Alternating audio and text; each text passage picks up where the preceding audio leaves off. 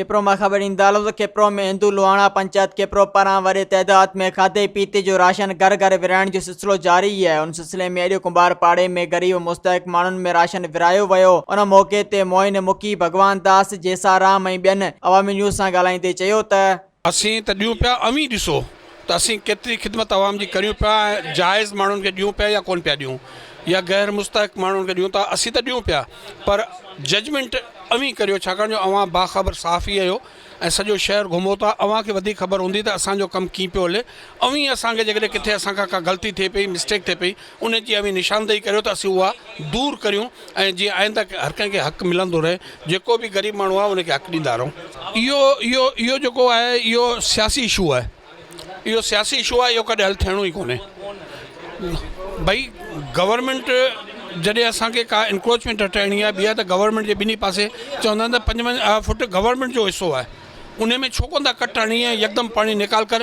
अॼु ताईं पाणी उहो ख़तमु थी वञे हा, पर बाअसर माण्हुनि जूं बनियूं आहिनि, पंहिंजी नवाज़ी आहे, जंहिं करे अवाम जेको आहे लोड़े पियो। साईं इहो त तमामु घणो ख़ैर सगाली जो कमु आहे। जीअं त असांजे हिंदू लोहाणा पंचायत जे प्रेसिडेंट डॉक्टर गोबिंद राम हिकिड़ो असांजो व्हाट्सअप ग्रुप ठहियलु आहे, उन में हिकिड़ी अपील कई त असांखे तक़रीबन 200 खनि असांखे राशन विराइणा आहिनि। हर उन मुस्तहिक जेके ग़रीब माण्हू हींअर जेके सोर्सिस एबल न आहिनि उन्हनि खे ई ॾियणा आहिनि।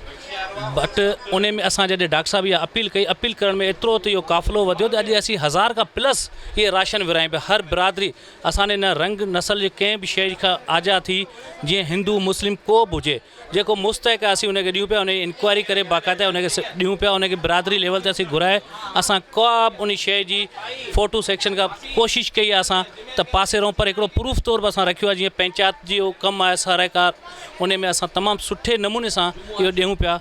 इन में आर्मी बि संदो किरदारु अदा करे पई ऐं उन सां गॾु ॿियूं सियासी तंज़ीमूं, पर हिंदू लोहाणा पंचायत रंग नसल खां पाक थी इन मैसेज खे अॻिते वधाए बि, जंहिंमें असांजी का बि लालच न आहे। असां त ॾाढी ख़ुशी थी आहे जो असां कंहिंजी मदद करियूं पिया।